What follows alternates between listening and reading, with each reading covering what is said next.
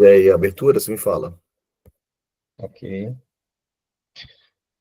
Ok, 15 de julho de 2025, estamos para mais aqui um encontro do nosso programa de educação continuada,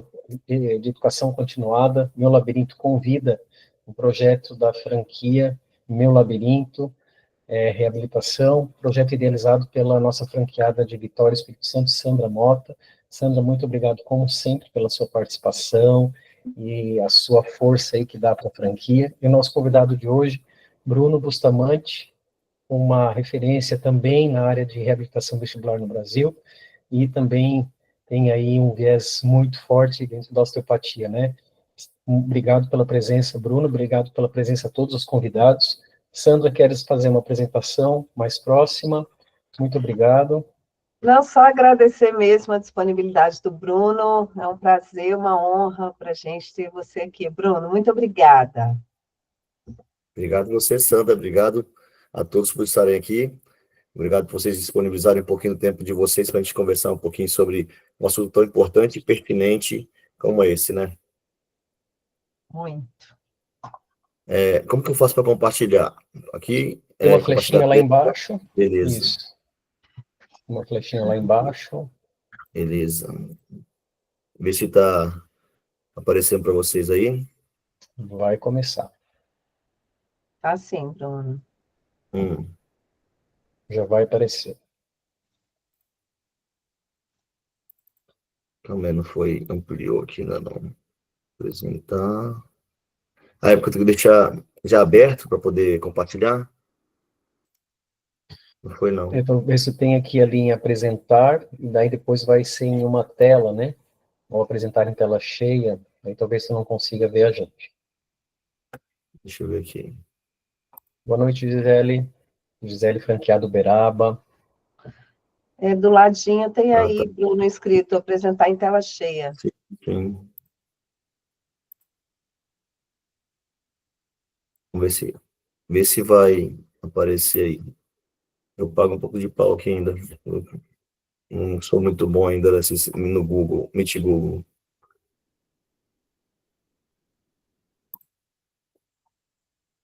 Tá aparecendo não, né? Tá aparecendo mais pequeno. Aqui, agora foi? Agora Sim. Uhum. Beleza. Deixa eu minimizar aqui. Não. Cresceu de novo. Calma aí. O que eu faço aqui? Tá. Eu apertei um botão aqui e saiu tudo de novo. Sim. Sem problema. Pode fechar, abrir de novo.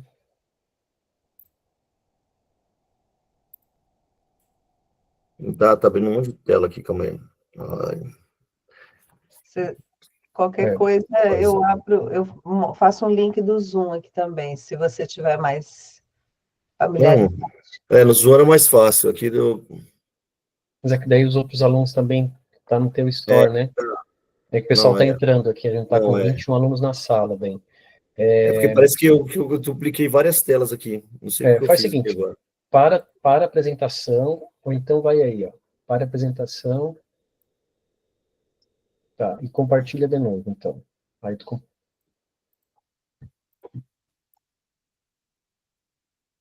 Parar a apresentação, como é? Isso. Para a apresentação. Aí, agora vai de novo. Tá. Agora abre a tua tela que tu quer...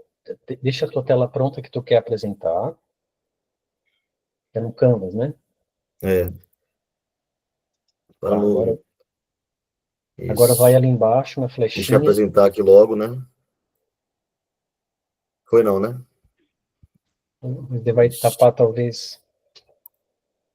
Agora vai ali embaixo na flechinha. Calma aí. Isso, estratégias, tela cheia. Tela cheia, compartilhar. Vamos ver se vai agora. Vixe, foi um monte de... Vixe, um monte de tela.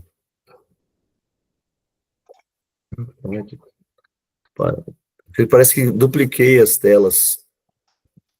Tá. Está abrindo aqui de novo. Tu tem que ver qual é a guia que tu quer compartilhar. Talvez você sair da aula e entrar de novo, para você começar do zero. Vai ser mais fácil.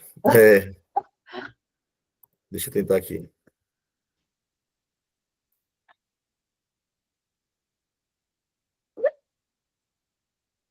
Lilian, seja bem-vinda, Lilian. Tem presença de alguns franqueados aí. Quem mais que tá? Gisele Uberaba, Lilian Itabira, Célia, São Mateus, Sandra, Vitória, Espírito Santo. Mais tempinho, Bruno já está voltando aqui.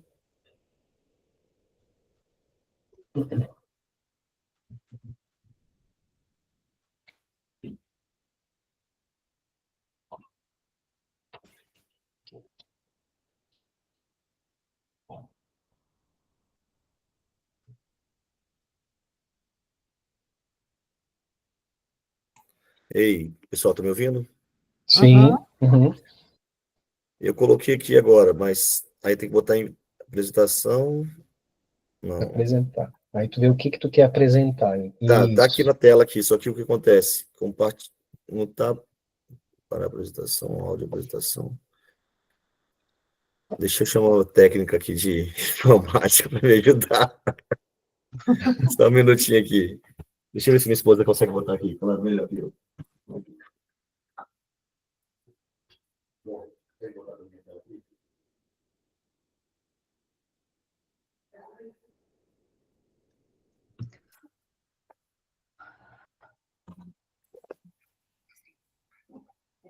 Aqui no Google Meet, mas você mais sabe mais do que eu.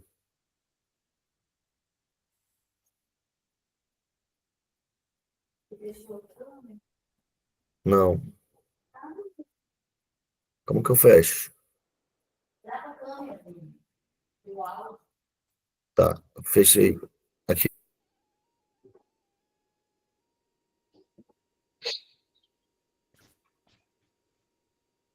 Acho que a gente vai começar a gravar de novo, né, Sandra? É para não melhor. ficar esse gap aí na gravação, né? Mas o pessoal que está chegando... Oi, Solange franqueada de Curitiba. Pessoal que está nos ouvindo aí. Não, qualquer coisa, Projeto... Oi. qualquer coisa, eu fiz um link do Zoom aqui. Se ele não conseguir, aí a gente manda o link do Zoom, tá bom? Tá. Boa noite, pessoal. Oi, Solange, boa noite. Isso, Solange.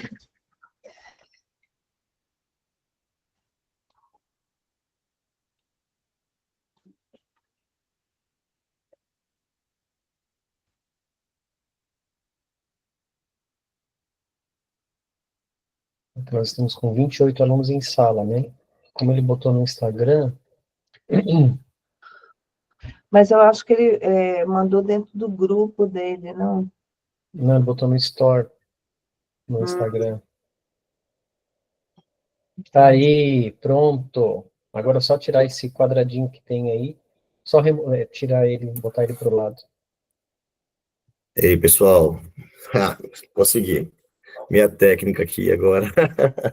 O pessoal tá vendo. Você está conseguindo ver agora a aula? Sim, só tirar o quadradinho que está aí na frente da apresentação. Esse aí que ela tá com o mouse. Isso, arrastar pro lado. Fechar, não? Eu acho que só botar a guia? arrastar. Só arrastar. Não sei, eu acho que só ver se ela consegue arrastar para outro lugar. Aí, Pronto, perfeito. Perfeito. Vou nem mexer muito, não, senão vai dar ruim. Pessoal, desculpa aí. Eu sempre faço aula no Zoom, e esse Google Meet, ele sempre me dá trabalho. Vamos lá? Tá gravando? Tá gravando. Teu espaço, Vamos lá, Bruno. pessoal. Fica à vontade. Boa noite, pessoal. É uma honra estar aqui. Espero que vocês gostem da aula que eu preparei para vocês. Falar um pouquinho sobre as estratégias fisioterapêuticas para regulação autonômica. Lembrando que nós temos pacientes com tontura, zumbido, bruxismo e outros mais, que às vezes a causa não está no sistema que eles têm referência. Sistema vestibular, sistema auditivo, Então, no caso, a musculatura mastigatória só, às vezes tem uma relação maior que isso. Às vezes o problema tem uma relação autonômica. A gente tem que entender o que é o sistema nervoso autonômico e como que ele atua para a gente entender como que se pode influenciá-lo positivamente e diminuir essa incidência desses sintomas nesses pacientes. Então, vamos falar sobre essa regulação autonômica. Nossas estratégias que a gente pode utilizar. Para quem... Vamos ver, vou passar aqui, passou. Para quem não me conhece, sou Bruno Bustamante, sou fisioterapeuta há 20 anos, pós-graduado em osteopatia, pós-graduado também em terapia manual e ortopedia. Sou autor do livro Abordagens Fisioterapêuticas do Tubo Cérvico, Crânio e Mandibulares. Sou professor de várias pós-graduações do Brasil. Hoje estou ficando só em uma só, que é de dor orofacial e traumas de face, no Recife.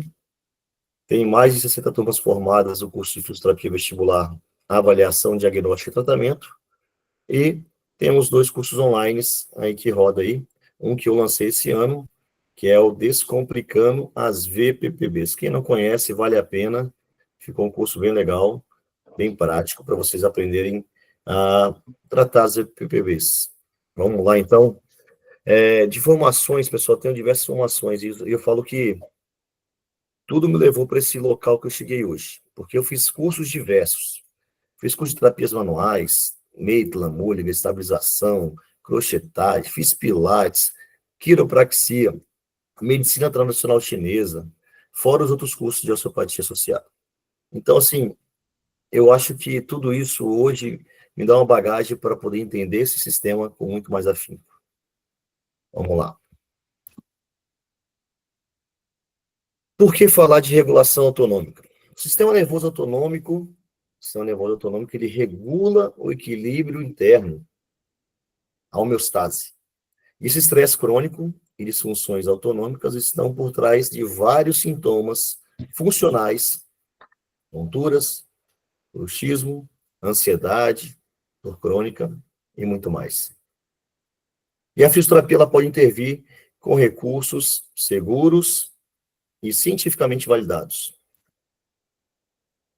Para a gente começar a falar sobre o sistema nervoso autonômico, a gente tem que entender que o protagonista silencioso é o nervo vago.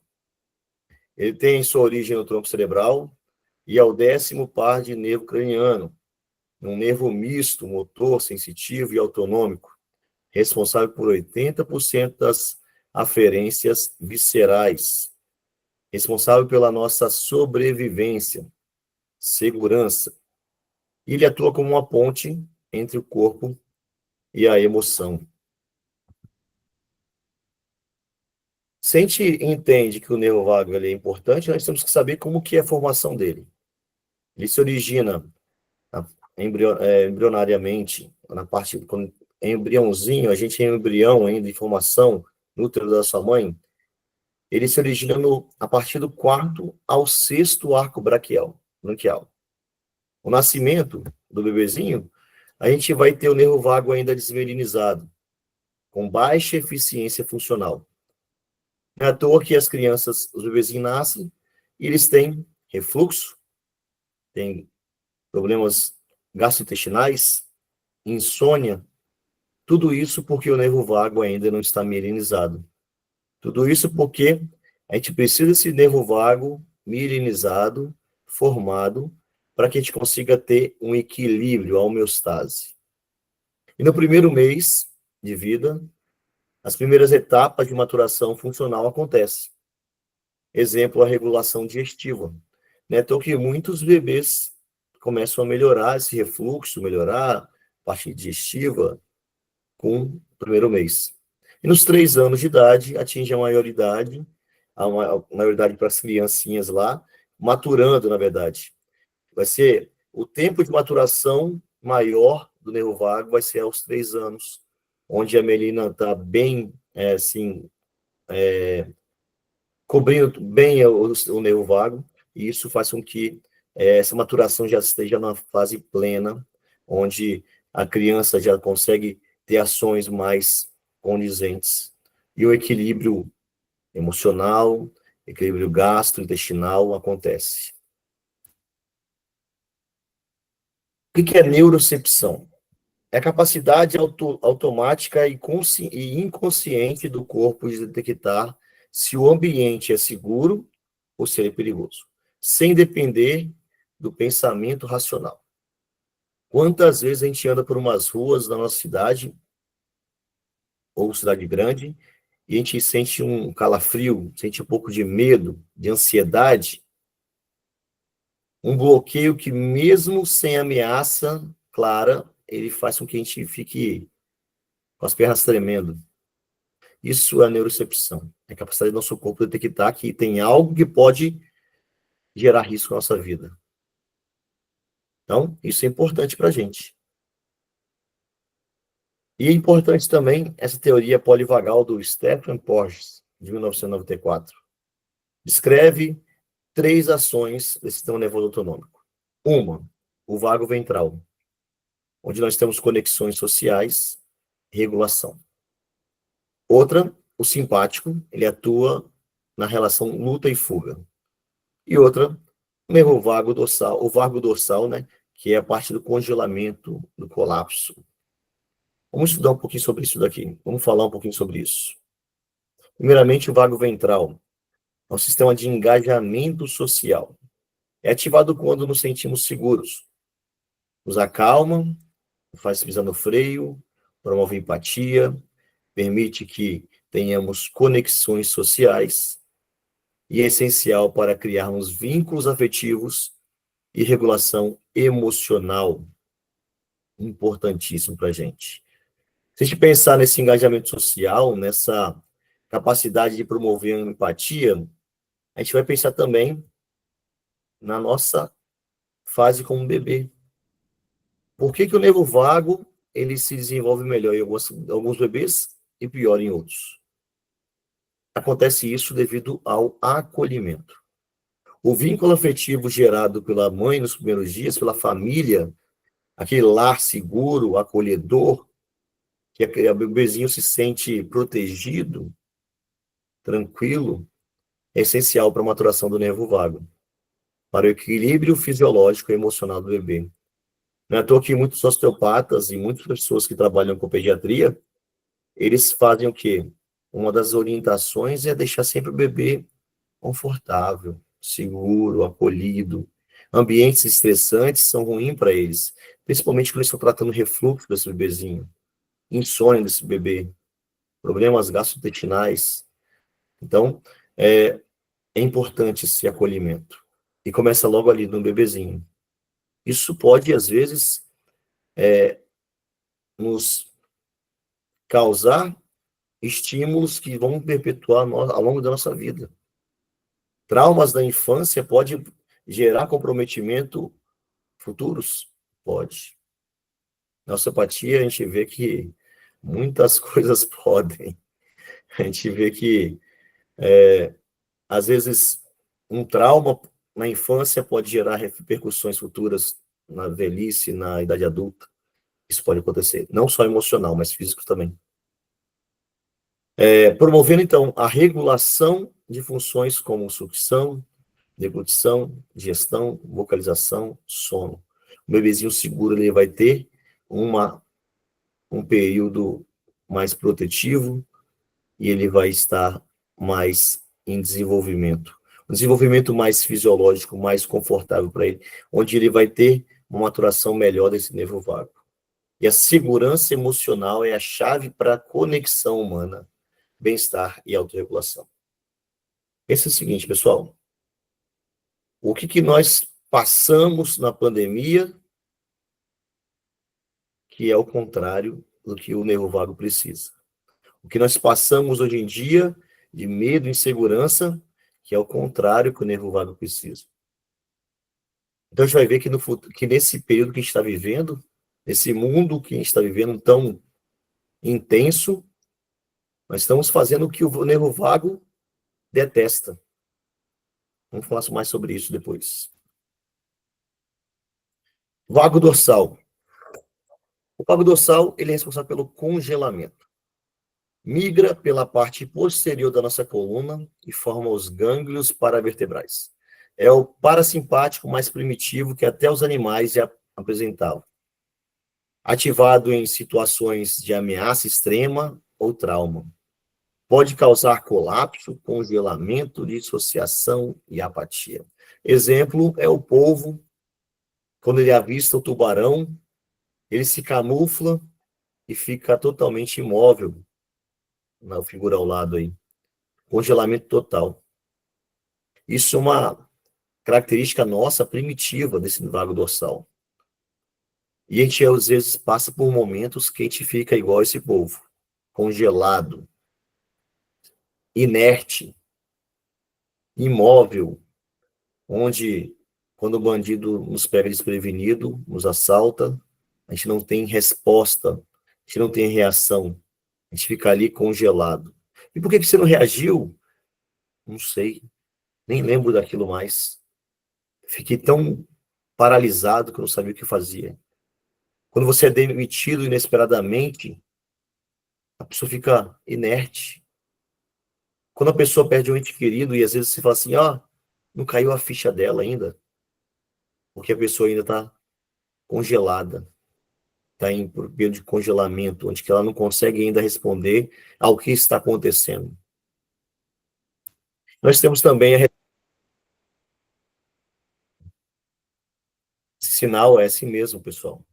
Um sinal de alerta de que algo está acontecendo, nós precisamos ter respostas rápidas. Ou a gente vai lutar com esse pitbull, ou a gente vai correr com o máximo de força, o máximo de velocidade possível. Isso é o que o nosso simpático faz. Já o parasimpático, ele é responsável pela digestão, o repouso, a restauração do nosso corpo. Então, o simpático, ele é aquele alerta, sobrevivência, ao perigo. Quando o pitbull está na nossa frente, a gente tem que dilatar as pupilas, o coração tem que aumentar o batimento cardíaco, as vias aéreas elas vão ter mais respostas para broncodilatar, glândulas sudoríparas estimulam a secreção, o fígado ele aumenta a taxa de glicogênio, glicose e energia rápida, o sistema digestivo ele diminui a sua atividade porque a gente quer correr ou brigar agora.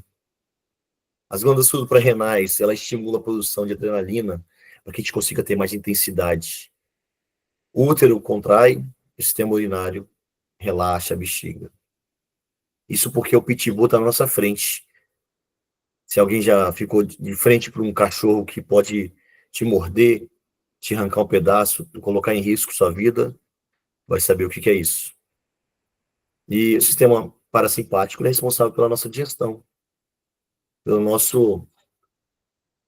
nossa regeneração, que acontece muito mais à noite. O simpático ele é mais ativo durante o dia, o parasimpático mais à noite. Mas podemos ter eles intercalados durante o dia e à noite. É preciso, né? Mas não pode ser que inverta esse simpático e parasimpático. Cada um tem que ficar na sua, mas sempre sobressaindo no seu período. Simpático de dia, parasimpático à noite. O parasimpático, quando você está ativando ele, você tem uma pupila mais constrita, coração bate mais lento, via aérea contrai os brônquios, fígado estimula a liberação de bile, as veias constringe, sistema digestivo estimula a atividade, o útero relaxa, o sistema urinário, ele aumenta seu débito urinário. Então, um precisa do outro para poder a gente ter um equilíbrio da balança. O equilíbrio tem que ser a todo momento. Por mais que a gente tenha períodos simpáticos, nós temos que ter recuperações parasimpáticas. E quando essa balança autonômica ela fica desregulada, aí a gente começa a sofrer. Quando você está mais simpático tonizado à noite e não descansa, isso faz com que sua balança desequilibre. Porque você não está conseguindo recuperar aquele tempo perdido, aquele tempo de regeneração promovido pelo parasimpático. Então é importante que a gente tenha um equilíbrio autonômico. E muitas das vezes a gente tem medo. O medo é o quê? Você sabe que você tem medo de altura, medo do ladrão, medo de alguma coisa, e você fica em alerta o tempo todo. Você está em alerta porque você tem medo de algo que possa vir gerar risco à sua vida. E isso faz com que a gente fique em alerta, e essa ativação, esse alerta, é o simpático trabalhando. O medo é importante? É. A gente ter picos simpáticos durante o dia é importante? Sim. Mas o problema é quando esse medo ele se torna algo exagerado. Quem de nós aqui não ouve falar de pessoas que vivem o tempo todo simpático-atonizadas, com medo de tudo, sem saber o que ela tem medo? Isso se chama ansiedade. A ansiedade é o mal do século, um dos mais maus dos séculos. Por quê? A gente tem medo de algo que a gente nem sabe o que é. Ansiedade faz com que você tenha medo de algo que você não conhece. Você que tem medo de atrasar em algo que você vai ter um compromisso, você tem medo de perder alguém, tem medo de algo que nem sabe o que é, mas você está ansioso. E quando você fica com esse alerta o tempo todo, estressado, o simpático ele fica o tempo todo trabalhando. E você não desliga, não desativa isso nem no período de dormir. Então, por isso que você não dorme direito. As pessoas que estudam sobre o sono, eles falam que quando a gente não dorme direito, é porque a gente tem medo de algo. E a ansiedade é um medo de algo que a gente nem sabe o que é, às vezes. Então, para você dormir melhor, você tem que deixar de ter medo, deixar de ser ansioso. Então, a gente tem que fazer com que esse sistema se acalme. A gente vai entender um pouquinho mais sobre isso daqui a pouco. Bom,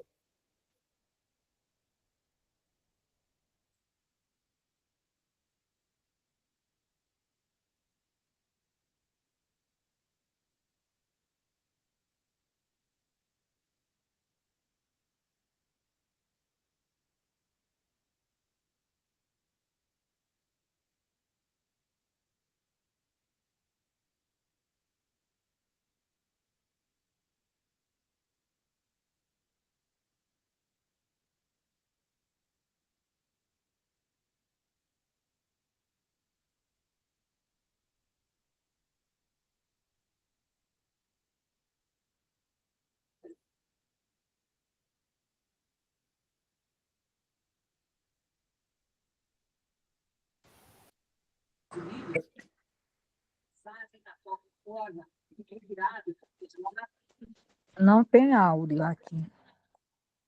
não tinha áudio, não? Não teve áudio aqui, Bruno. Ah, não, teve áudio aqui. Eu faço o seguinte, eu mando depois o número para vocês, é porque o áudio sai no própria tela, não sei por que não foi. Ah, Depois eu mando para vocês esse videozinho. O que acontece, pessoal? O que ele resume esse vídeo? Mas tinha a legenda embaixo, dá para vocês lerem a legenda? Hã? eu Deu para ler a consegui. legenda? Deu para ler a legenda do vídeo? Eu consegui ver alguma coisa. Não, então, tá bom, depois eu mando o vídeo para vocês. Não deu Mas é tempo. porque, não, porque tá no próprio vídeo. Não sei por que não foi o áudio. Mas tranquilo, depois eu mando para vocês. O que resume isso aqui, pessoal? Nós temos um sistema que ele faz com que a gente tenha ações rápidas, explosivas, simpáticas, né? Que é um estresse que promove isso, que a gente tenha essas respostas simpáticas. Só que o problema é quando esse estresse ele perdura muito tempo. Quando ele perdura muito tempo, ele faz com que a gente fique em alerta o tempo todo e não recupera nossas baterias. E aí a tendência é a gente sofrer com isso. A gente começa a sofrer como? A gente começa a apertar os dentes, a gente começa a ter tontura, começa a ter zumbido, a gente começa a ter vários sintomas de que tem algo que está fora do lugar, algo que está errado. Então, a gente vai fazer o quê? A gente vai ter que entender esse sistema para poder a gente tratar adequadamente. Intervenções fisioterapêuticas para regulação autonômica. E o que pode fazer para poder fazer nosso atendimento se tornar mais, vamos botar assim, acolhedor, mais regulatório do sistema nervoso autônomo. Lembra que eu falei para vocês que o sistema nervoso autônomo tem o simpático, que ele é muito importante, e o parasimpático. Quem regula isso tudo? O nervo vago, parasimpático. É importantíssimo. Então, o nervo vago, ele, para poder maturar, ele precisa de acolhimento. Olha aí o que a gente vem falando no começo. Uma abordagem mais integrativa, acolhedora ao paciente, faz com que a gente tenha respostas melhores desse paciente.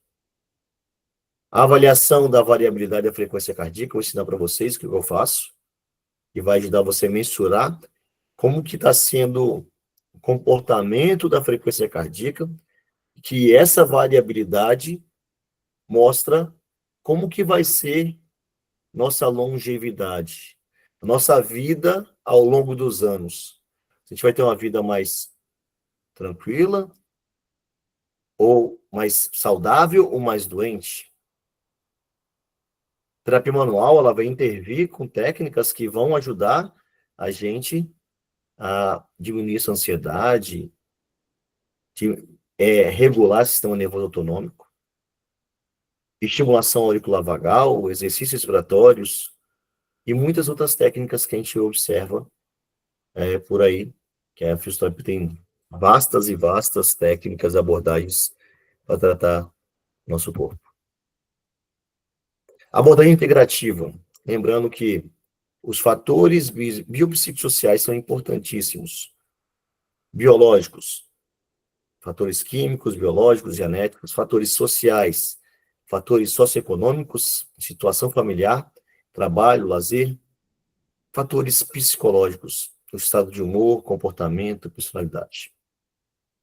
Quem aqui já atendeu um paciente que você avaliou o paciente todo e o paciente não tinha nada de disfunção vestibular?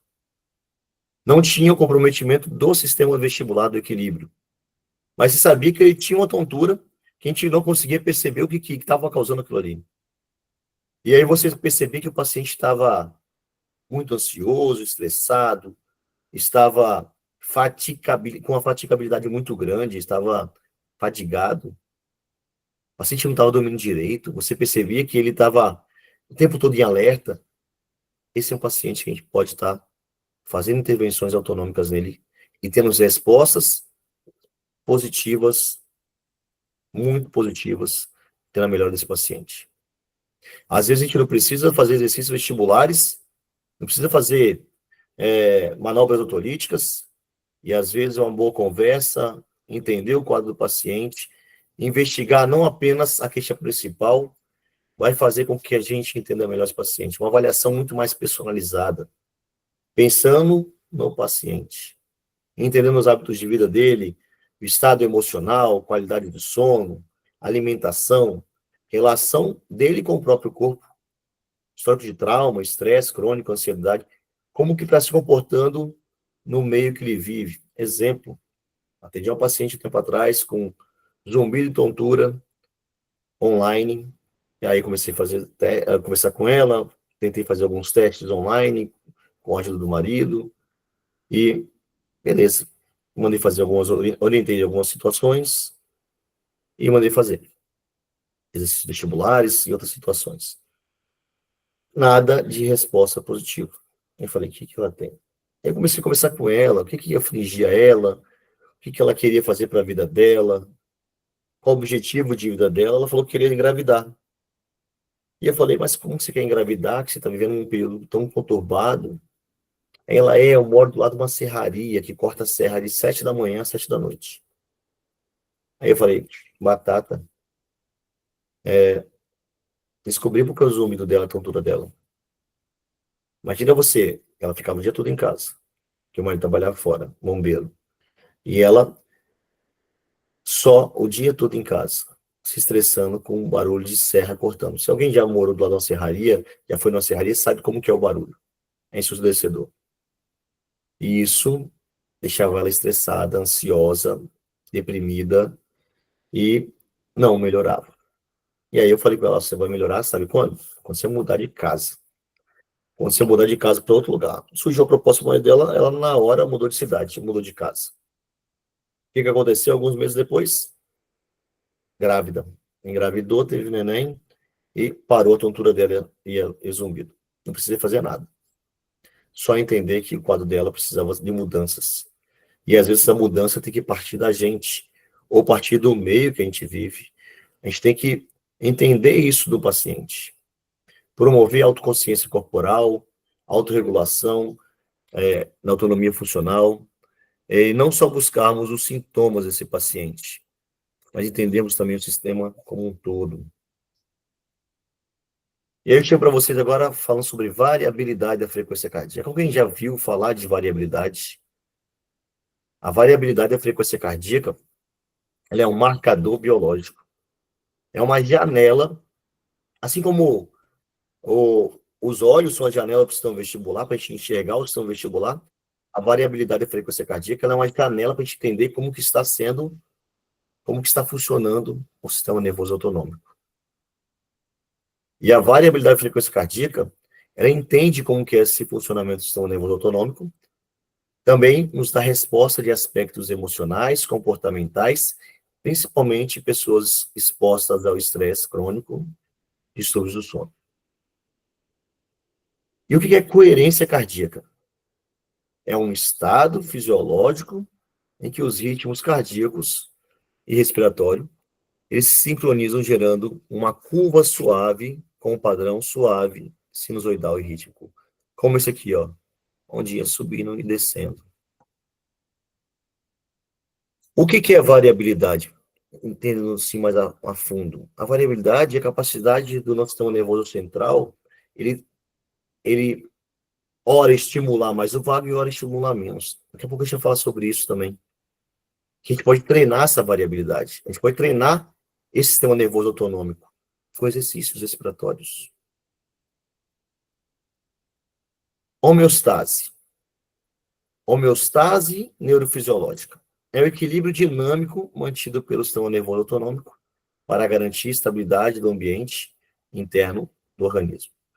Este equilíbrio é essencial para a regulação das funções vitais, como temperatura, pressão arterial, frequência cardíaca e metabolismo energético.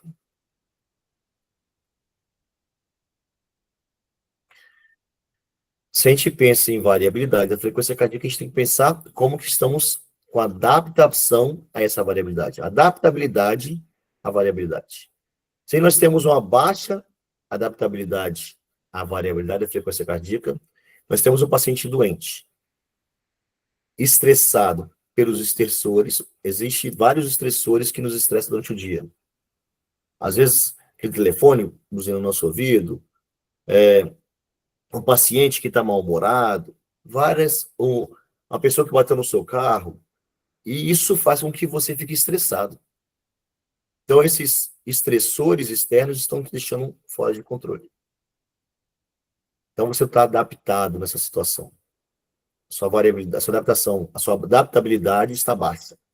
Você está fraco, fatigado, você está com desequilíbrio mental, cardíaco, ansioso, depressivo e doente.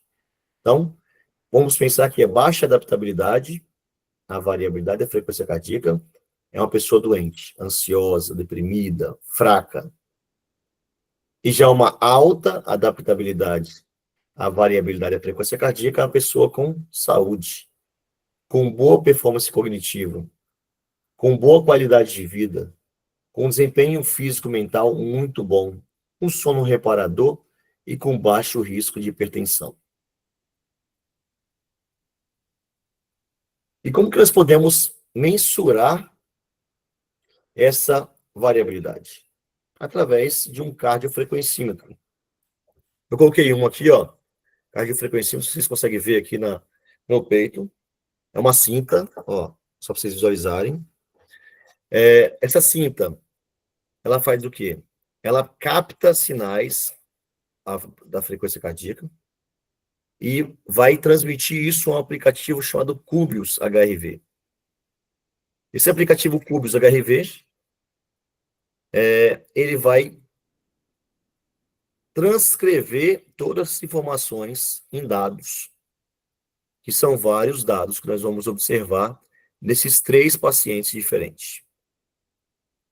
E aqui ao lado nós temos 2 tabelas que foram compiladas, que foram buscadas pela equipe do Alexandre Barbosa, professor que me deu esse curso, e eles criaram essa tabela baseando-se em uma grande maioria dos artigos que existem sobre a variabilidade, mostrando o que mais se repetia. E aí, tem padrões de valores que são baixos, ruins, moderados e altos. E de acordo com os dados que nós vamos obter aqui, a gente tem que jogar essa tabela para saber se está bom ou ruim. Primeira coisa que a gente olha quando a gente faz a variabilidade, a gente captou o sinal. Primeiro, para captar o sinal, botamos lá a faixa do paciente, ligamos o aplicativo, botamos o paciente de frente para uma tela de computador, assistindo um videozinho, aqueles animais do deserto, bem tranquilinhos, durante 5 minutos. E aí a gente vai observar o comportamento dele através desses dados. Por que a gente bota ele assistindo esse videozinho? Se chama Vanilla Toast, que é para poder a pessoa não ter estímulo externo, ficar ansiosa, não ficar estressada e dê parâmetros confiáveis. A gente observa aqui, o primeiro dado é esse, um dado onde que você olha o percentual de como que está essa variabilidade, que pode ser baixo, muito baixo, baixo, normal ou alto. Aqui está um pouquinho normal. Por que que não tem nesses 2 quadros aqui? Porque a pessoa que fez o print aqui, para poder pegar todos os dados, ela cortou a primeira parte. E eu fiz o quê? Eu recortei a parte de cima e colei com a parte de baixo para poder caber aqui. Mas não tem problema, dá para a gente visualizar o que está acontecendo com os 3 pacientes. Então, é a mesma coisa, só que aqui eu pedi para poder ser branco e aqui escuro. São 2 pacientes que estão ruins, esse paciente aqui é o primeiro e esse o segundo. Esse aqui é um paciente saudável. Olha a diferença. Aqui 57%, está abaixo, normal, mais baixo. Olhamos para o paciente e vemos aqui, ó, a frequência cardíaca. 79 batimentos por minuto, quando ele está parado, sem estar ansioso, olhando aquele videozinho do camelo do deserto. Aqui, um paciente parado do mesmo tipo, 134 batimentos por minuto. Vocês estão vendo o batimento por minuto do paciente parado? Calmo. Então, ele está muito acelerado, que seria 60, 80 normal, né? Esse aqui é 75. Beleza. Esse aqui está muito ruim. Essa paciente aqui, ela teve uma crise convulsiva horas depois de fazer esse teste. Então, ela tinha crises frequentes e horas depois ela teve uma crise convulsiva. Então, olha como está o sistema dela, muito ruim. E aí, pessoal, a gente olha aqui, outro dado aqui, ó, PNS Index. Isso aqui significa como que funciona o sistema nervoso parasimpático. Esse aqui está menos 0,6, menos 3,66. O ideal é que seja no máximo até menos 1. Então, os 2 passaram. Esse aqui, ó, 0,39. Então, esse aqui tá bom. Esse segundo dado aqui, ó, o SNS Index é o simpático. A gente vê como que a pessoa está, o simpático dela. Aqui tá 5,51. E aqui, ó, quase não deu para poder aparecer o número, porque estava bem estourando o limite, 8,24. E aqui 0,46. O normal é até mais 1. Então, no máximo, mais 1 seria o ideal. Olha como que está alto esse e esse. Olha como que isso aqui está 0,46. Então, esses 2 pacientes estão simpático-tonizados. Eles estão gastando muita energia durante o dia e não estão recuperando à noite. Não estão dormindo direito, está ficando exaustivo o dia deles, não está conseguindo recuperar à noite, e isso faz com que o nosso sistema entre em desequilíbrio. Só que a gente já vê que tem um desequilíbrio, tem uma simpaticotonia. Olhamos outro dado aqui importante. RMSSD. Aqui está 7 e 49. 7 é um valor abaixo, bem abaixo do valor para ser ruim, porque para ser ruim tem que ser até 20. Então, aqui está 7. Olha como está muito baixo. E o outro é 40, o outro 49, está entre 20 e 40 aqui, ó. Está maior que esse, está 49. Mas está tão alto. Então, isso é ótimo. A pessoa está fazendo o que tem que ser feito para viver bem. E um último dado que eu vou falar para vocês, tem vários dados que pode colocar, mas eu vou falar um último dado, que é o SDNN, que é uma relação simpático para simpático. Aqui deu 7,15, aqui deu 12,61 e aqui deu 55,28. Quanto maior, melhor. Como que seria o SDNN bom? Então, menor que 40, tá ruim. Então, esse daqui e esse estão ruim. E o outro deu 55, ó. SDNN, 55, entre 40 e 65. Tá ótimo, tá moderado, então é um termo bom. Isso está bem. Podemos analisar outros dados? Sim. Um outro dado importante aqui, ó, a idade neurofisiológica. Então, a idade fisiológica, esse paciente tinha 54 anos, que falou que estava com 52. Por quê? Porque ela não teve tanto desgaste, mas teve. Olha isso aqui, ó, uma pessoa de menos de 30 anos. O sistema falou que ela estava com 76 anos. Olha que interessante. Esse aqui é um paciente de 28 anos também. Ó, 21 falou para ele. Então tá bem saudável. Então, o que que a gente resume? Pacientes doentes que não estão saudáveis, depressivos, talvez ansiosos, estressados, não dormindo direito, simpático-tonizados, e que o paciente saudável, que pode estar em treinamento, fazendo as coisas certas para poder melhorar.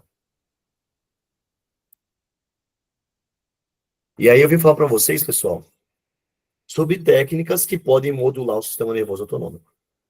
Tá vendo esse artigo? Achei interessante, que fala do trust. Anti-pace trust é um estímulo de alta velocidade e baixa amplitude. Onde quando a gente manipula a torácica, T1 e T2, a gente faz um estímulo simpático. Só que quando você manipula T3 e T4, você faz uma regulação simpática. E é o que foi colocado e proposto aí, vendo que a pessoa melhorou o RMSSD após esse estímulo em T3 e T4, esse DOG, que é uma técnica que se manipula o paciente. Menor ativação simpática e menor índice de estresse score, melhora da relação simpático para simpático. Então, esse paciente, ele melhorou quando foi submetido a esse tipo de manipulação em T3 e T4. Ah, Bruno, é um estudo validado? É bom? Pessoal, é um estudo randomizado, controlado. Então, assim, evidências científicas, pelo que eu busco, é uma evidência boa. E aí, pessoal, a gente vem falar da osteopatia. São técnicas que a gente utiliza na osteopatia aqui, que ajudam a modular o sistema nervoso autonômico. E eu utilizo muito, principalmente daqui, ó, inibição de subnucleares. No bebezinho, quando o bebezinho é pequenininho, e tem lá problemas gastroesofágicos, intestinais, insônia, o osteopata que trabalha com pediatria, ele faz essa técnica para trabalhar o nervo vago, melhorar a passagem dele, melhorar a nutrição das estruturas que precisam, e o nervo vago trabalhar mais adequadamente. E tem um resultado fantástico. Um adulto perceba a mesma coisa. Aqui também nós temos a técnica de abertura de forame jugular. Essa técnica aí te abre, diminui a tensão na fáscia. A gente não abre a cabeça de ninguém, tá, pessoal? A gente não abre a cabeça de ninguém, só diminui a tensão na fáscia, as suturas, as regiões cranianas ali. E a gente tem um efeito calmante. Porque ali onde que a gente está estimulando, aqui, nessa região mastoide, no temporal, a gente tem ali o forame jugular, lá dentro do crânio. E é por ele que passa o nervo glossofaríngeo, vago e acessório. E o vago é responsável pela informação parasimpática das vísceras. Como eu falei, 80% das informações que vão chegar lá no sistema nervoso central vem pelo vago. E aqui é o bombeio de quarto ventrículo. Eu considero uma técnica muito potente, onde a gente faz um efeito parasimpático muito grande. O paciente relaxa, Fala que a gente acalma o leão com essa técnica. É fantástica. Quem fez meus cursos sabe o que é. É um momento que o aluno ele relaxa muito. É um efeito bem legal. Terapia manual reduz a ansiedade. Esse artigo, o Marcelo Pinheiro postou esse tempo atrás, e eu achei muito interessante trazer, porque sempre eu defendi a terapia manual pela minha formação, quem tem observado, e às vezes a gente ia para os eventos de reabilitação vestibular, e só falava de exercício de reabilitação vestibular, só falava de manobras posicionais, mas e o paciente, tem que entender o paciente. Ah, mas ninguém falava no começo de TPPP, ninguém falava de migrânia. Aí depois começou a falar isso com mais intensidade. Mas aí eu já tinha essa consciência de que a terapia manual poderia ajudar muito o paciente. Eu sempre utilizei isso no meu tratamento, ou previamente aos exercícios, ou depois do exercício, ou aquele paciente que está mais ansioso, estressado. A gente vê que ele diminui a ansiedade. Técnicas miofaciais são eficazes para a redução do nível de ansiedade e processo de sensibilização central por longos períodos de tempo. Isso vale não só para o paciente com tontura, mas pacientes com zumbido, com bruxismo e muito mais. Técnicas de liberação cranial e cervical, tratamento de trigger points. Então, existem muitas técnicas. E os efeitos perduram de 1 a 6 meses. Tenho utilizado com muita frequência a estimulação auricular vagal também. Quem diria, né, o TENS, que muitas pessoas falaram mal no passado. Tinha uma época que a gente usava muito, né, a fisioterapia, depois pararam de utilizar, falaram que não serviu para nada. Hoje está voltando a utilizar com uma consciência maior. E eu tenho utilizado o TENS, esse tipo de aparelho, para fazer estimulação auricular vagal. Tem tido respostas muito legal, muito boas, né? Diminuindo a ansiedade, o estresse, o paciente está simpático tonizado, tem um efeito mais calmante, ele relaxa muito. Então, eu utilizo essa frequência de 30, pulso de 200, 15 minutos, mas existem outras abordagens, outras colocações específicas para cada quadro. A Bruna Cabugueira fala muito sobre isso, e outros colegas também. E a respiração, pessoal. Quantas vezes você percebe que você está respirando mal durante o dia? A respiração pode ser nosso controle remoto para a gente controlar o sistema nervoso autonômico. Assim como as outras técnicas que a gente falou, assim como a gente ouvir um som confortável, então a respiração ela pode ajudar nesse controle. O que acontece durante a respiração? Durante o ciclo respiratório, pessoal, o que acontece? Nossas costelas, elas se movimentam, diafragma se movimenta. Na inspiração, a cúpula diafragmática baixa, as costelas se abrem, abre espaço, os pulmões se enchem, o retorno venoso ele aumenta, o coração ele começa a encher de sangue, e aí nós precisamos bombear esse sangue para o sistema. E a forma mais rápida é aumentar a frequência cardíaca. Que isso só acontece diminuindo a atividade vagal.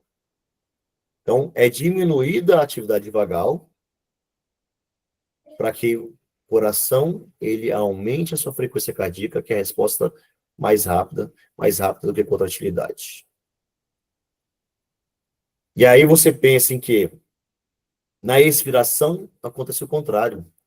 A cúpula diafragmática sobe, as costelas se fecham, diminui o espaço ali mediastinal, os pulmões se esvaziam, o retorno venoso diminui e a atividade vagal ela aumenta, porque a gente precisa agora fazer com que a frequência cardíaca baixe, ela diminua. E quando a gente diminui a frequência cardíaca, quando a gente diminui a ação vagal, a gente aumenta a variabilidade da frequência cardíaca aqui, ó. A variabilidade ela aumenta. A gente vai ter uma resposta mais calmante. E o objetivo nosso de entender aquela respiração é agora você entender que nós podemos fazer exercícios respiratórios, promovendo um aumento do tempo expiratório, para que a gente consiga melhorar a ação vagal, modulando a frequência cardíaca e baixando a frequência cardíaca, e fazer com que a variabilidade, exista um treinamento da variabilidade. Por que um treinamento da variabilidade? Porque quando a gente inspira, a atividade vagal ela diminui. Quando a gente expira, ela aumenta. Inspira, diminui. Expira, aumenta. Então, a gente vai treinando isso, a coração ele vai sendo treinado. E a gente vai fazendo o quê? Vai fazendo com que aquele movimento, esse movimento aqui, ó, da onda do coração, o batimento QRS, ele vai acontecendo a variabilidade. Ele vai mudando o padrão, vai tendo tempos que você vai estar inspirando e expirando, hora ativa mais o parasimpático, hora ativa menos. E você está treinando esse sistema. Treinando esse sistema para quê? Para te acalmar. Para te melhorar o funcionamento de todo o sistema, de todo o corpo. Porque a gente precisa desse sistema nervoso autonômico regulado para que a gente controle as funções orgânicas. Para que a gente volte à homeostase. Para que a gente tenha coerência cardíaca. E como que é feito esse treinamento? Com aquela cinta da Avanutri que eu estou utilizando. Por que eu estou falando da Avanutri? Porque ela é a mais barata do mercado que dá para utilizar com esse aplicativo e com outro aplicativo. Custa em torno de R$300. Por exemplo, se pegar um Polar, está R$800. Então, eu quero utilizar algo que seja compatível, para que eu possa comprar. E aqui nesse treinamento, nós vamos utilizar esse aplicativo chamado Coerência Pro. Que vamos fazer um biofeedback da nossa respiração, treinando a variabilidade. O que é o nosso objetivo aqui? Através de 5 exercícios, que nós vamos variando o tempo ins e expiratório, e os platôs pós-inspiratório e pós-expiratório. Para que a gente consiga melhorar essa variabilidade. No Balance 2, nesse aplicativo nós temos esse programa já pré-estabelecido, que só selecionar ele. Você vai colocar o paciente fazer 6 segundos, que são 3 segundos inspirando, 3 expirando, e aí vai ficar um ciclo de 50, 0, 50, 0. E quando a gente começar a fazer o treinamento, aqui, ó, eu inspiro quando a bolinha sobe e expiro quando ela desce. Ó, inspiro, expiro.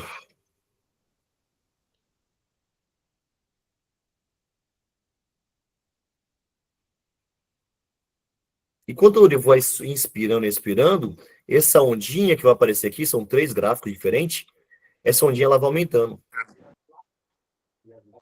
Aqui essa ondinha aqui, esse vídeo, e nosso objetivo é criar essa coração aqui, ó, que é a coerência cardíaca. Quando aparecer esse coração, a coerência está boa. Isso faz com que a gente perceba que o paciente está tendo um treinamento adequado. E essas ondinhas aqui, ó, da coerência, olha como que elas são bem regulares. É o segundo gráfico que aparece nesse aplicativo. Enquanto ele está olhando para cá, continuando a respiração, inspirando e expirando, o fisioterapeuta pode olhar aqui, ó. Coerência, coraçãozão, pode olhar como que está esse segundo gráfico.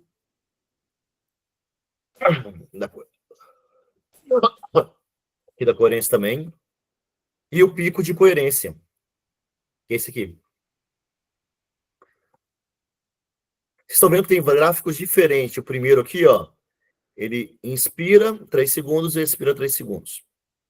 Que é o primeiro aqui. Depois a gente vai mudando.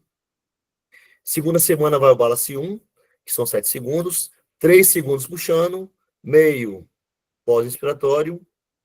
3 segundos soltando, meio pós-expiratório. 3 segundos inspirando, meio parado lá, inspiratório. 3 segundos soltando, meio pós-expiratório, sem soltar o ar e sem respirar. E isso vai acontecendo ao longo de várias semanas, de 8 a 10 semanas. Depois que a gente começou a fazer aqui, ó, um platô, esse platô ele vai acontecer ainda, o tempo expiratório ele vai aumentando até que um ponto que chega a começar a coerência básica, que são 2 semanas. Então, primeira semana, segunda semana, terceira e quarta semana, quinta e sexta semana, pode ter até a sétima, quinta, sexta, sétima, oitava, nona e 10ª semana. O máximo são 10 semanas. E aí você vai fazer o quê? De 10 a 15 minutos diários. O ideal é 15, tá? Pode fazer 5 de manhã, 5 de tarde, 5 de noite. Como que o paciente faz isso? Eu peço para o paciente fazer primeiro, essa semana aqui, a primeira semana, só respirar pelo nariz e soltar pela boca, 3 segundos puxando, 3 soltando. Se ele fizer direitinho, aí eu oriento ele comprar depois a cinta para utilizar futuramente. Enquanto isso, que não chega a cinta, ele vai fazer 3 segundos puxando, meio segundo pós-inspiratório, 3 segundos soltando, meio pós-expiratório. E aí a gente vai treinando esse paciente. Objetivo: coerência cardíaca. Acalmar o paciente, diminuir a ansiedade, equilíbrio autonômico. E eu tô com aqui a cinta aqui agora. Depois que eu finalizar aqui a aula, vou mostrar para vocês como que funciona aqui. Vou ver se consigo transmitir para vocês aqui, tá? Então, o objetivo é criar esse coração aqui, aparecer esse coração. Isso a gente vai conseguindo com todos os níveis. Eu estou treinando com isso também. A gente está tendo uma exploração muito boa. Eu tinha uma dificuldade de dormir muito grande. Quando eu comecei a fazer esse treinamento, melhorou muito. Eu estou até fazendo alguns tipos de exames para poder ver como que está no coração. Estou com... eu tive no eletrocardiograma, teve uma alteraçãozinha lá.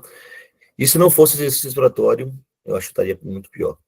Então, por mais que eu esteja treinando, jogando futebol, fazendo academia, mas ainda tem umas alterações no eletro. Mas isso daqui faz me acalmar e deixar muito mais tranquilo o meu sono. Bruno, tem comprovação científica isso? Variabilidade da frequência cardíaca, simpaticotonia, disfunção autonômica, treinamento de variabilidade da frequência cardíaca, tudo tem. Se você pegar Guilherme Probe, Pedro, vocês vão ver que tem mais de 25 mil artigos falando sobre isso. Eles fizeram a pesquisa, fizeram uma análise de muitos desses artigos, e se você for botar lá, você vai ver que vai ver um caminhão de enxurrada de artigos. Então, muito artigo falando de treinamento da variabilidade para depressão, para ansiedade, quadros de pacientes, como o nosso paciente com TPP, que pode ajudar ele a diminuir esses quadros de ansiedade, depressão, pode. Paciente ansioso, paciente que está dormindo direito, paciente com bruxista, muito disso daí. Outros quadros também. Até levei para o evento que a gente participou do Embrafiv, falei sobre um outro, que eles compararam a ressonância magnética, acho que foi a ressonância magnética, com a variabilidade no paciente com vertigem cervicogênica, e aí mostrava que existe uma relação, uma baixa variabilidade com as tortuosidades da angiorressonância, e mostrando que esse paciente com vertigem cervicogênica, ele apresentava isso.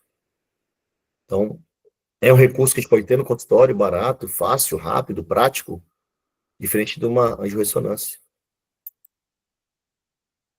E concluímos que a fisioterapia moderna, ela vai além da estrutura, ela regula o sistema, ela integra funções, conecta a mente e o corpo. O nervo vago é a nossa ponte terapêutica, e por mais que as intervenções sejam simples, mas se forem intencionais, seus efeitos podem ser profundamente transformadores. O sistema nervoso, ele comanda tudo, inclusive como nos curamos. Stephen Porges. Pessoal, fico aqui, muito obrigado. Eu acho que eu não passei aqui para vocês, mas eu acho que deu para entender mais como que funciona o aplicativo. Se vocês quiserem, a gente pode tentar aqui transmitir para vocês em tempo real a cinta, para vocês verem como funciona. Vou orientar aí depois. Aqui é meu Instagram, @Dr. Bruno Bustamante. Se alguém precisar de tirar dúvidas, estou à disposição. Cursos, mês de agosto estarei em São Paulo. iniciando o curso de vestibular, temos uma vaga só. Em novembro estarei em Fortaleza, estarei em Recife em setembro, João Pessoa, e muitos outros estados. Tá bom? Agradeço por tudo, muito obrigado. Valeu, pessoal. Vou interromper o compartilhamento aqui, tá? Top, Bruno! Bom demais, gente. Olha, eu vou dizer para vocês, essa variabilidade da frequência cardíaca tem feito uma diferença muito grande nos atendimentos, porque é um feedback muito bom, né, Bruno, que a gente dá para os pacientes. Outro dia chegou uma paciente assim, achando que ela estava assim, super zen, né?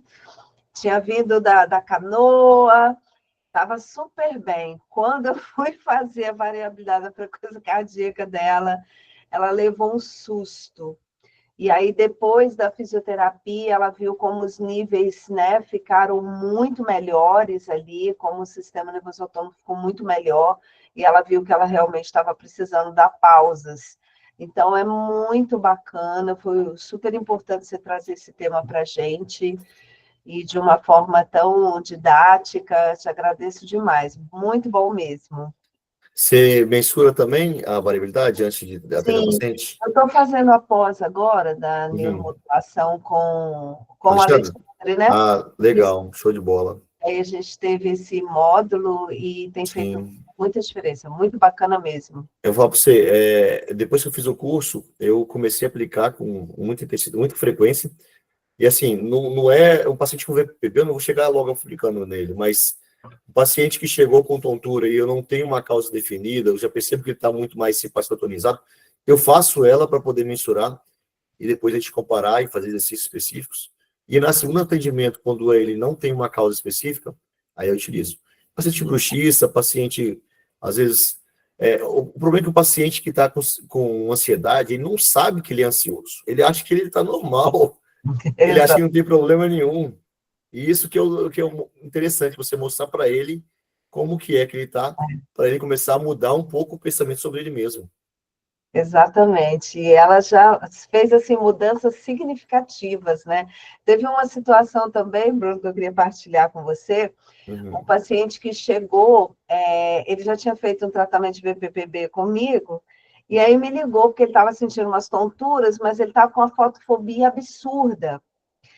E aí eu tive que atender ele na recepção, que era mais escuro, porque a janela do meu consultório estava claro para ele. Então ele tinha que ficar com a mão nos olhos. E aí, qual foi o trabalho que eu fiz com ele? Um trabalho de relaxamento. Ele estava, assim, há 2 semanas com essa fotofobia, assim, de quase não conseguir trabalhar. E depois de um relaxamento, ele, assim, Sandra, eu estou sentindo mais nada, não é possível um negócio desse. Eu falei, olha o que o sistema nervoso autônomo faz, né? Sabe o que eu tenho feito muito consultório também? Eu tenho um óculos, aquele de massagem nos Sim, olhos, também e tenho. tenho também a estimulação auricular vagal. Às vezes eu coloco o paciente para poder fazer isso aí, no final de atendimento, e o paciente fala assim, doutor, estou sentindo mais nada. E às vezes a gente não fez quase nada com o paciente, às vezes só avaliou e fez isso com o paciente, e o Isso. paciente sai de lá outra pessoa. A gente tem que levar isso muito a sério. Gente, abrindo para perguntas aí para vocês. Não vou manipular aqui, não. Monopolizar. Bruno, parabéns aí pela explanação, pela aula, foi muito legal. Eu lembrei aqui, tocou num assunto que realmente me fez, né, antigamente, quando a gente, né, não sei quando tu começou a fazer os cursos, mas lá antigamente era assim, ninguém falava em TPPP, ninguém Só falava VPV. em nada, né? A gente não É, tinha, o primeiro curso que eu fiz, acho que foi em 2004. Não tinha nada, essa quantidade de diagnósticos dentro da autoneurologia, né? Então, hoje a gente tem, assim, mais diagnósticos e um maior arsenal terapêutico, né? Então, isso faz com que a gente consiga ter mais ferramenta para trabalhar. Parabéns aí pela aula. Obrigado, viu? é isso. Eu lembro teve um Brafilo que a gente participou, o Lázaro falou sobre variabilidade, e na época teve uma conversa, teve alguém que falou, uma pessoa falou assim, não serve, não é bom, tal. E aí, tipo assim, e depois de 2, 3 anos, essa pessoa mesmo veio falar sobre sistema nervoso autonômico de variabilidade. E eu falo assim, cara, o que a gente fala hoje, amanhã, tem algo mais a fundo. Por exemplo, eu trabalho com osteopatia, eu já manipulei muito paciente. Hoje em dia, a gente vê que cada vez menos a gente manipula o paciente. Porque a gente tem que entender que o nosso músculo, ele é um peão. A gente tem que tratar a causa do problema. E a causa do problema não está no músculo, está no sistema nervoso, vascular, no sistema nervoso autonômico. A gente tem que mexer mais a fundo, não é só ali superficial. E às vezes a gente fica querendo bater na tecla de, vou tratar o músculo, vou tratar o músculo. O músculo é peão.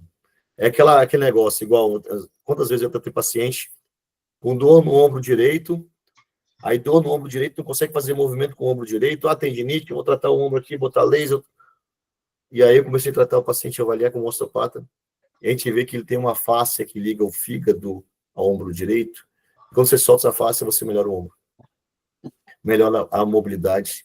E aí o cara faz o movimento e fala assim, o que você fez? Não, só liberei a face. Então, às vezes, a gente tem que pensar um pouquinho fora da caixa. O problema é que a gente olha muito de perto as coisas. A gente tem que, às vezes, afastar um pouquinho e olhar de longe. E olhar de longe com um olhar mais global para o paciente. Não pensar só micro, só naquele pontinho ali. Tem que pensar, às vezes, mais sistêmico. É a dica que eu deixo para vocês aí. A pessoa perguntou aí de curso de Recife, vai ser dia, acho que é 3, 4, 5 de setembro. Não, 5, 6, 7 de setembro, tá? Eu vi ali que apareceu ali. Se alguém tiver dúvida de alguma coisa, pessoal, estou à disposição, tá? Mês de agosto agora a gente vai estar em São Paulo. Obrigado pelo convite. Mais alguma dúvida, pessoal? Agosto também nós estaremos lá, tá, viu, Bruno? Que dia que é? Vocês vão estar lá? Agosto, nós estaremos no segundo encontro dos franqueados da Rede Meu Labirinto, dia 15, 16 e 17 de agosto. Então vai ter ciclo de palestras, sexta, sábado e domingo, palestras na área de... É no mesmo dia que eu estou lá em São Paulo. Legal. Então a gente se encontra lá, então de repente a gente faz uma Vamos marcar para comer churrasco. Sim, não, a confraternização vai ter que ter, né? Com certeza.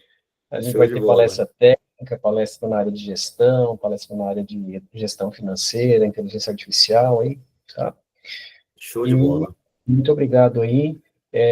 Pessoal, a maioria está com a câmera desligada. Se, por acaso, o pessoal quiser abrir aí, só para a gente fazer uma fotinho, né? Que é de praxe, a gente faz uma fotinho no final da aula, para depois colocar no Insta, e a gente marca daí, tá, Bruno? Beleza, me marca lá.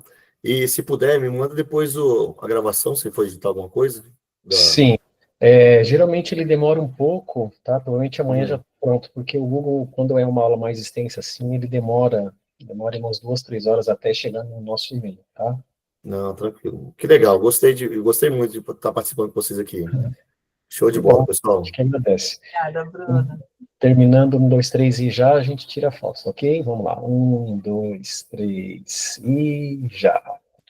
Aí, fechou. Muito obrigado. Sandra, muito obrigado mais uma vez, obrigado aos franqueados, Bruno, todos obrigado, Sandra. Pessoal presente aí, uma excelente noite. Muito obrigado, viu? Valeu, pessoal. Um abraço. Uma ótima noite para todo mundo. Boa noite.